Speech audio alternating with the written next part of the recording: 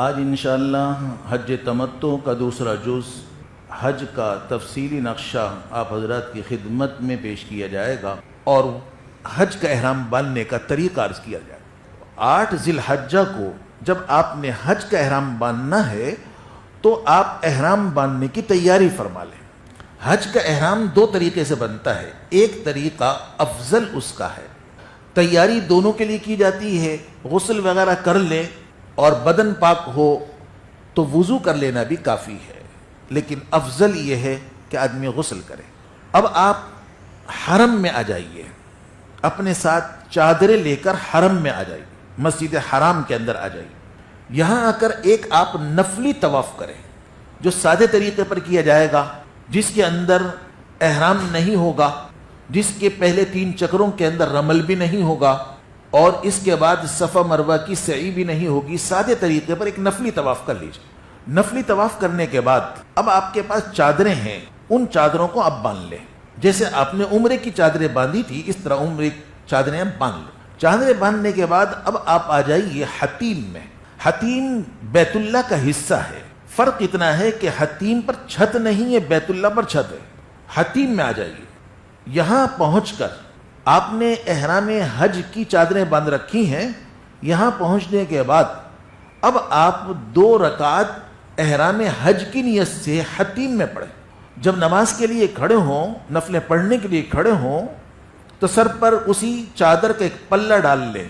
پہلی رکعت کے اندر قل یا ایھا الکافرون اور دوسری رکعت کے اندر قل هو اللہ شریف پڑھیں۔ نماز سے فارغ ہونے کے بعد سر سے چادر کا پلہ اتار دیں اور پھر اب آپ نیت کر کے تلبیہ پڑھیں۔ آج نیت آپ نے یہ کرنی ہے کہ میں حج کا احرام باندھتا ہوں، اے اللہ اس کو آسان فرما، قبول فرما۔ اللہم انی ارید الحج فیسرہ لی وتقبلہ منی۔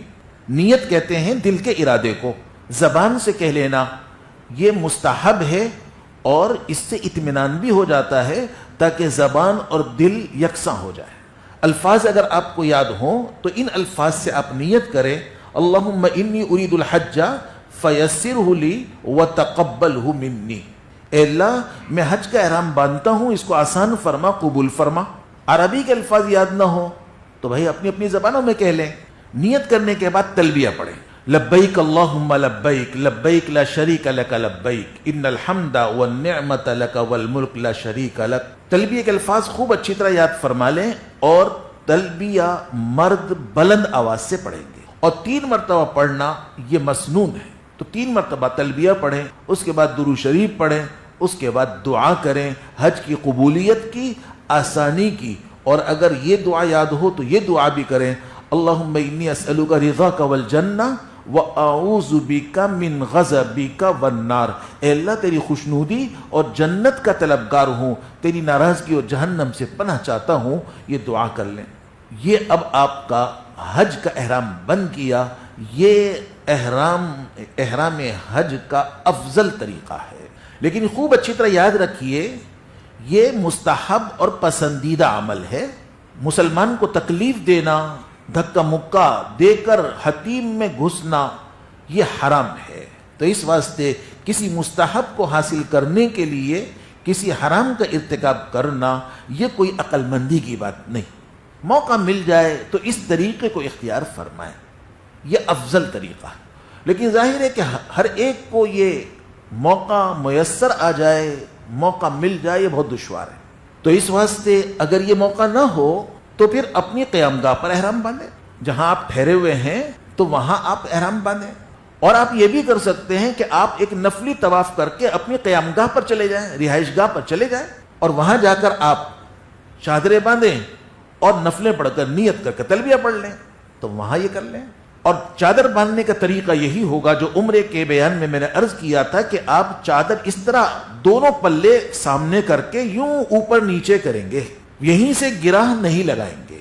چادر اس طرح باندھیں کہ ناف پر نہ رکھیں، ناف کے اوپر رکھ کر باندھیں۔ ناف کے نیچے کا حصہ یہ سطر ہے اور اس کو دوسروں کے سامنے کھولنا جائز نہیں ہے۔ اس حالت میں اگر نماز پڑھی جائے تو نماز مکروہ تحریمی ہے، جس کو اردو میں ناجائز کہتے ہیں، جس کا حکم ہوتا ہے واجب الاعادہ، دوبارہ پڑھو۔ تو عام حالات کے اندر تو ہم اپنی شلوار پاجامہ پتلون جو بھی ہے وہ اس کو نیچے بھی باندھ سکتے ہیں، اوپر قمیض ہوتی ہے، لیکن وہاں تو چادر ہے، اور پھر چادر بندھی ہوئی ہے اور چادر ہم نے لے رکھی ہے، اب اس کے اندر وہ پیٹ کا حصہ کھلا ہوا ہوتا ہے، اگر اس کو چھپائے بھی پھر بھی کھل جاتا ہے، چلتے پھرتے اوپر کی چادر کھسکتی ہے، مونڈوں پر آ جاتی ہے، تو اس واسطے نیچے کی چادر کو اس طرح باندھا جائے کہ سطر ناف سے لے کر گھٹنے تک کے حصے کو سطر کہا جاتا ہے، جس کا چھپانا ضروری ہوتا ہے، اور چادر کو اس طرح باندھے کہ ٹخنے کھلے رہیں۔ ٹخنے چھپانا یہ حرام ہے اور یہ گناہ کبیرہ ہے، اس حالت کے اندر رہنا گناہ میں رہنا ہے، اس حالت میں نماز پڑھنا مکروہ تحریمی ناجائز ہوتا ہے، تو اس واسطے یہ احرام کا حکم نہیں، یہ تو مسلمانیت کا تقاضا ہے۔ تو اس واسطے آج آپ احرام میں ہیں تو اس کا خیال رکھیے کہ چادر آپ اس طرح باندھیں گے ناف چھپی رہے اور آپ کے ٹخنے کھلے رہے، اور دوسری چادر دونوں مونڈوں پر لے کر اوڑھ لے اس کو۔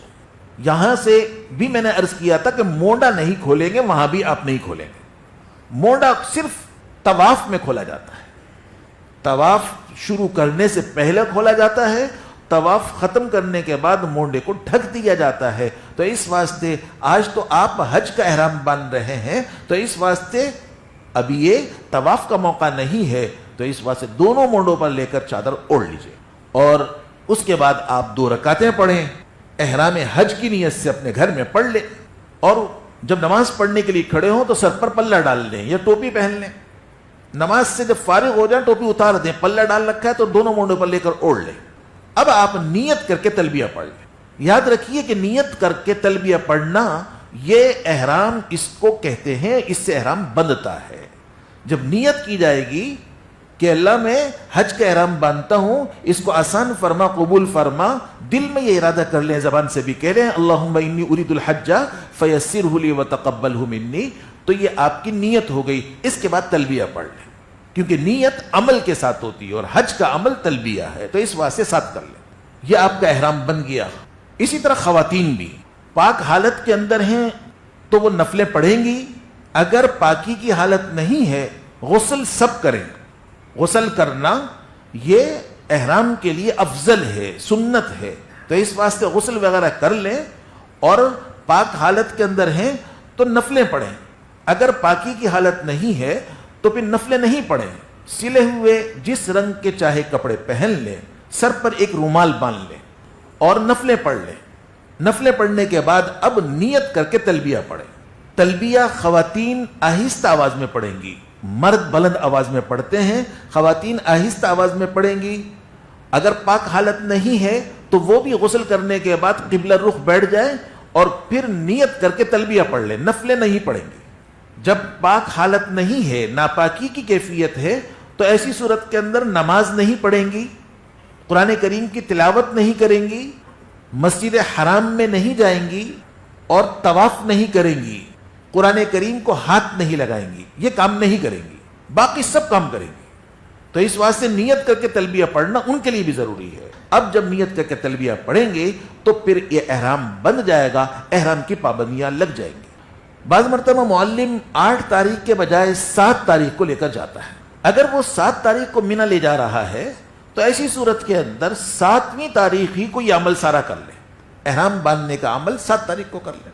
مسنون 8 تاریخ کو جانا ہے، ہمیں سنت معلوم ہونی چاہیے، وہاں ایسا ہوتا ہے وہاں ایسا نہیں ہوتا، یہ سب باتیں عملی میدان کی ہیں، لیکن شریعت کیا کہتی ہے اور سنت کیا ہے وہ کم سے کم علم میں ضرور ہونا چاہیے کہ بھئی سنت تو یہ عمل ہے، تو جتنا ممکن ہو اس پر عمل کرنے کی کوشش ہونی چاہیے۔